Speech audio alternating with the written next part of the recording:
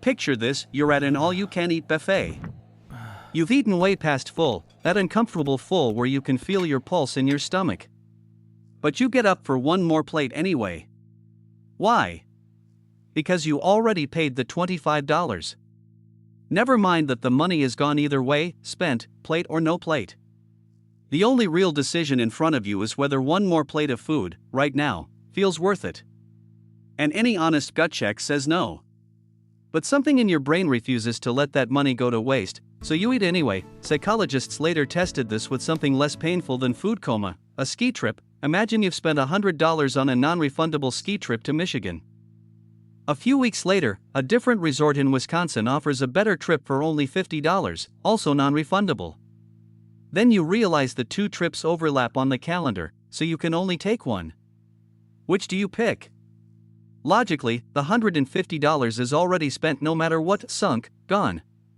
The only thing that should matter now is which trip is actually better. And by the description, Wisconsin sounds better. But when psychologists Hal Arkes and Catherine Blumer ran this exact scenario on real people in 1985, most chose Michigan anyway, the worst trip, simply because more money had already gone into it. Arkes and Blumer called this the sunk cost effect, and it doesn't need money to work. Time works just as well. So does effort. So does emotional investment.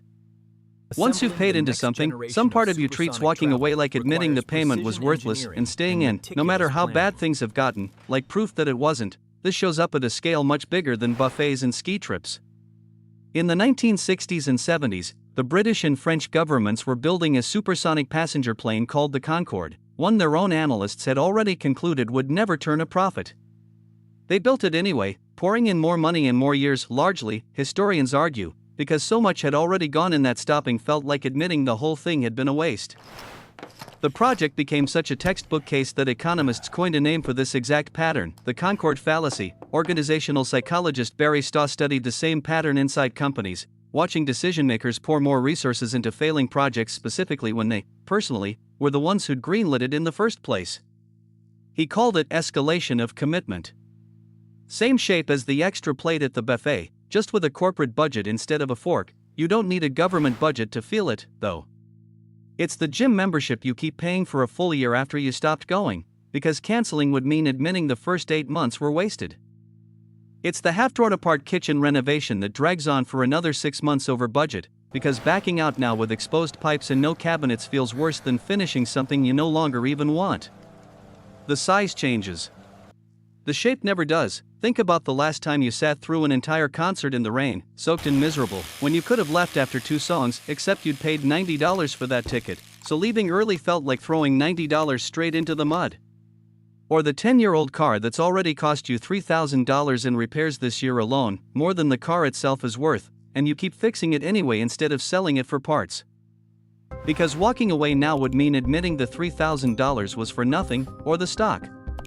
Everyone who's ever traded knows this one without needing a study to explain it. You buy a stock, it drops 20%, and instead of selling, you hold on and wait for it to come back, not because the company's outlook actually improved, but because selling at a loss makes the loss real, permanent, official, while holding just keeps the story of eventually being right alive a little longer.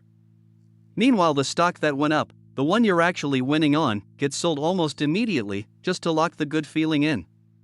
Same brain, same fear, pointed in 2 completely different directions depending on whether admitting the truth stings or feels good. Here's the strange part, though. When biologists went looking for the same bias in animals, parent birds deciding whether to keep feeding a struggling chick, insects deciding whether to keep defending a nest they'd already put energy into, they mostly didn't find it. Animals tend to make the colder, more rational call. They base the decision on what's still salvageable going forward, not on what's already been spent. A bird doesn't keep pouring food into a doomed nest out of loyalty to the effort it already made. So why do we? Well, one likely answer isn't really about the money or the plate of food at all, it's about how it looks. The urge to keep going gets noticeably weaker when nobody's watching. And much stronger the moment someone else, especially someone whose opinion matters, might see you quit. For most of human history, we didn't make decisions in isolation. We lived in small groups where reputation was survival currency. Someone who couldn't be trusted to see things through, who abandoned effort and looked wasteful or flaky, risked being seen as an unreliable ally in a world where alliances kept you fed and alive. Consistency wasn't just a virtue back then. It was a credential. The problem is that credential doesn't expire, even when the audience does. You can be sitting completely alone, nobody watching, no reputation on the line, and you'll still finish the terrible book.